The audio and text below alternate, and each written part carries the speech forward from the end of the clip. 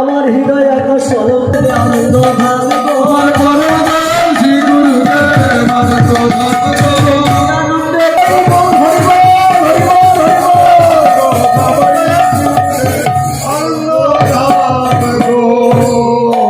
আনন্দ যে গৌর হরি হে গোবিন্দ শয়নে স্বপনে নিশি জাগরণে তার দর্শন পাওয়া যাবে। কোনো ভক্ত যদি ভগবানকে ডাকে সেই ভগবান আর বসে থাকতে পারে না, সেই ভক্তের অধীন হয়ে যায়। বলছে পাইয়া মনুষ্য হইলা, মানব জন্ম পেয়েছি, গৌর গোবিন্দের যদি